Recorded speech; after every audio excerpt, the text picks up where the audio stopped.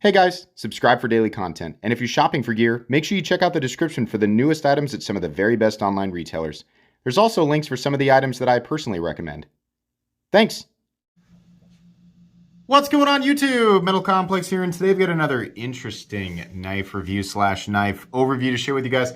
This is the Arcane Design Abyss. Very, very cool blade shape on the scale. Let me start off by saying something. Every time I, show one of these, there's confusion about who's making them. When I showed this one, and I said, I believe these are made by Riot. I had a whole bunch of people trying to correct me and say, no, these are Bestech. Guys, this is Riot. Factually, these are being made by Riot. I have confirmed this with Israel, who is the creator of Arcane Design, and the person who sent me this prototype. So, these are factually being manufactured by Riot, which is great. The quality absolutely shows through. Thanks so much to Arcane Design for sending this in for me to take a look at. Keep in mind, guys, this is a prototype.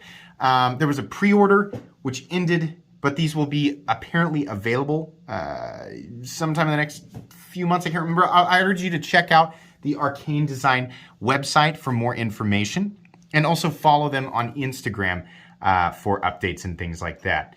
Thanks so much to my generous patrons for supporting me. We have a lot of fun over on Patreon, so if you'd like to check out my Patreon and support this channel, there is a link right down in the description. And please make sure to follow me on Instagram at metal_complex.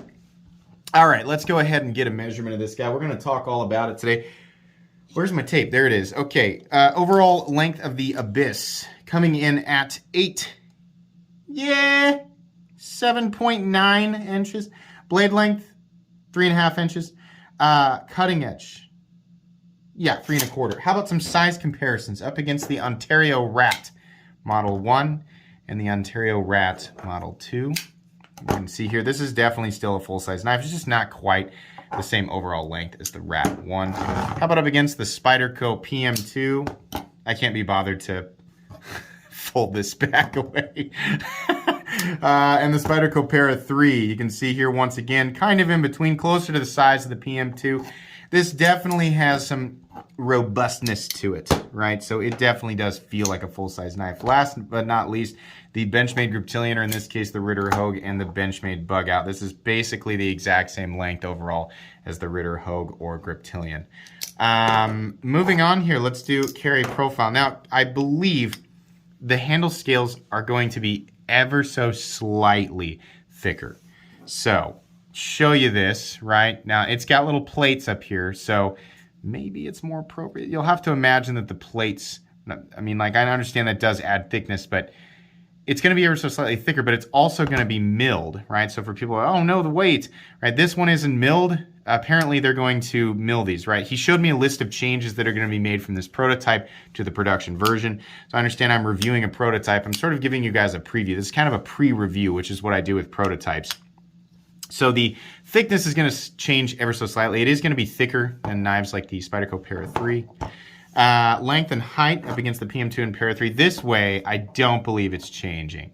So, there you go. Even with the flipper tab, it's really not all that tall. It's still being surpassed in height by the PM2 and Para 3 with that hump there over the hole. So, let's go ahead and do blade stock thickness. I don't think the blade stock thickness is going to change. So, in any case, the blade stock thickness on this, I'm going to guess, is probably 155 thousandths. Yeah, that's kind of what he's been doing on his other models. And then, like I said, the internals on this guy, not milled for the prototype, but they will be for the final version. So there you go. Hardware check. Don't think any of that's changing. Go ahead and get my tools. As per usual, my tools are very inexpensive and very recommendable. You can find them right down in the description in the section that talks about my tools. I believe that's going to be T8. T8, and there's a hidden screw back here. So all T8, I love that. That's fantastic. No issues with any of that. I'll go ahead and weigh it. The weight's going to change. I would say after he mills it, shave half an ounce off this or so.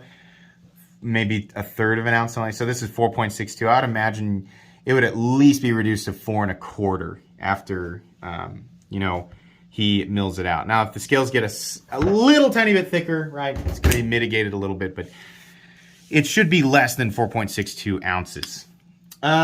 What else? What have we not done? I think we've done everything there. Let's go ahead and talk about this guy. So the Riot level of quality definitely coming through here. We have a nice detent, flipper tab, low profile, easy to push button, easy to flip. Even with my fingers being a little bit, I'm going to go ahead and just demonstrate this. I'm going to put my finger on the lock bar. Yeah, it doesn't notice it. Seriously, here, watch. I'm pushing down. That's nice. Nice and smooth. The exiting of the detent ball from the detent hole. Excess pressure, it doesn't really seem to notice it much, so that's kind of nice. I'm not sure what's going on there. I felt that on a few other knives. I imagine it just depends on how they do that area, but this is nice. We have a sort of blue, black, and bronze theme going on here. I imagine that there are different flavors, as is usually the case. Titanium. I think these look like anodized titanium as well. That piece up here also looks like titanium. And when I picked this up, a lot of, what I've critiqued about some of the other ones, the other prototypes from Arcane Design, it was the case here, all right? I was like, oh, that corner's kind of pointy. Oh, the pocket clip's kind of pointy. Those are all things that he had showed me, where he sent to Riot saying, this is what I need changed in the final version. This area specifically back here needs to be rounded down. The pocket clip needs to be less intense. Lots of little areas like that. So while it is the case on the prototype, he does plan to knock those down. So if you're looking at this and thinking, wow, that looks cool, but it also looks really aggressive to the hand, it's all gonna be dialed back a bit. So that's pretty cool. Same with the jimping up here. This is pretty aggressive jimping. That also apparently is going to be dialed back a little bit, so that's good. As far as I know, M390 blade. It's like I always say, I'm over the satin finish thing, but Riot does a satin finish really well. So if it's gonna be a satin finish, the stuff that Riot does is pretty darn good. I wish that maybe he does have a tumbled finished option. Maybe he has a black option for the blade. But this looks great. I think the highlight, aside from the fact that this is a compound Tanto clip point, which is really cool. So really thin down here, thicker up here. You have a lot of material out to the tip. So while you do have a nice puncture tip, there's a lot of robustness being carried out through here. A flat that carries out about 85% the length of the blade, and a nice fuller that runs through here with some chamfered edges. And then there's a different finish inside of that fuller, giving it a nice, you can see how I'm turning the blade here and you have all these, the light is reflecting off of each area, each angle, different. So the blade looks good no matter where the shadows are, where the sheen is, right? It just looks nice. It's just a really, really cool looking blade. And, Riot, fantastic with their heat treat quality, fantastic with their blade grind quality. This just has that nice glassy, sticky edge. So yeah, it's not going to be the most laser beamy thing in the whole world. I mean, it's intentionally robust and it's meant to be kind of, something that draws people in with the aesthetic, and it's definitely doing that. There is nothing else out there right now that looks quite like an Arcane Design knife, right?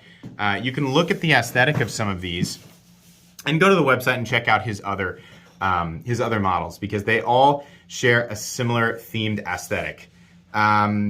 Like it or hate it, I think most of us can agree that these lines go together. The shape of the handle and the transition from the handle to this area up here where the pivot is, transitioning into the blade, the whole thing looks like it was meant to be together. There's no line, aesthetically that I would change to make it look better. Ergonomically, outside of those little hot spots, it's nice, right? It's not incredible, like, oh my gosh, hand melting, right? But again, he was trying to achieve a specific aesthetic. So the aesthetic is trying to work hand in hand with good ergonomic lines. It does a pretty good job of this. I think it's going to feel a lot better once some of those areas are knocked down. I really like the blade. That is just a really, really cool looking blade, and we don't see, it's like I've seen compound grinds before, I've seen Tantos before, I've seen clip points before, and rarely I've seen them combined before. But this does kind of do its own thing, and it's really, really cool. A lot of people are going to pick this up just for the blade. The blade is done really, really well. I think it looks awesome. Yeah, it's great. Moving on here, disengagement of that frame lock is easy. It's not raised on one side, but it is cut out there, so you can still approach it from the side. No double clutch, and that nice, just a little bit of encouragement, you know, but I imagine that'll smooth up over time, but it feels very Riad-y. Extremely smooth and consistent. We don't have any bumps or lumps or grittiness or anything in there. It just feels nice and consistent, and there's a nice detent click. That's what I like to see. Click, not a thud, not a mush, a nice click. I actually kind of like the bronze with the blue contrast on black. Some people are going to like that, some people aren't. Like I said, you might have different options, different flavors. We have a little backspacer here. Looks good. It says Arcane Design down there. I need to make sure that I always say Arcane Design and not Arcane Designs. Because of the way this back end comes together in the shape of the pocket clip, we still have a pocket clip that carries the knife where there's quite a bit sticking out. It's approaching the point where I'd label it as shallow carry, but it's still a pretty medium carry depth, so not that big of a deal. I'd like to see something that allows these types of knives, or this profile of handle, I'd like to see something that allows it to carry a little bit deeper, but that's really my preference. I'm not necessarily saying that carry depth is a symbol of, you know, it's a sign of like better design. It's just a preference for me, and I know I would say a lot more people prefer the depth be deeper than it be shallow, right? I don't know. I don't want to speak for everybody. That's how I feel anyway. But the pocket clip absolutely does go along with the design, and I appreciate that it is a nice milled clip that's titanium and not one that's just flat and boring, which is a route that we see a lot of other manufacturers taking right now. These M390 titanium frame locks, we see them being made, and then they're skipping out on things like the clip to cut down on the cost. And you know, there's other things, but the clip is one of those things that I'm really happy to see that we're seeing a 3D milled clip. There's actually quite a bit going on with this knife that we don't see anywhere else. I think I would like to start seeing something going on with specifically this flat area in here. And I've said this about a lot of knives. There's a lot going on. Like this whole knife is very busy in a good way. There's a lot to look at. I think that the looks could potentially, you could capitalize on that by adding some type of unique milling in here, but that's not necessarily something that needs to happen. There's obviously a lot of work that went into the blade, right? And there's a lot, I mean, we have nice materials and a lot of them. There's a lot going on here. Riad always does a great job, but I think I would like to see something in here. It'd be kind of neat, right? But that's just me. There's a lock bar insert doubling as the over travel stops, so that's nice. Like I said, no double clutch. This guy is absolutely perfectly centered. Good detent, no detent, no pivot lash. Lockup is completely and totally solid, and we have nice shouldering. You see this big open area that wraps nicely around that stop pin there, so that's great. What did these run? So they were about $350. I think maybe the pre-order was a little bit less. I think that's pretty fair, you know, considering like a lot of people, you know, at least whether you're a fan of the Chavez Redemption 229 or not, we talk about Riad. Most of you guys know that Riad is a step up from a lot of other foreign OEMs in terms of manufacturing quality. Me personally, I'm always happy to pay a little bit more for a Riad because that's generally the case. My Chavez 229 is one of my favorite and one of the better priced Riads I think that are out there. I think it's easy to say that this knife has a lot more going on aesthetically than a knife like the 229.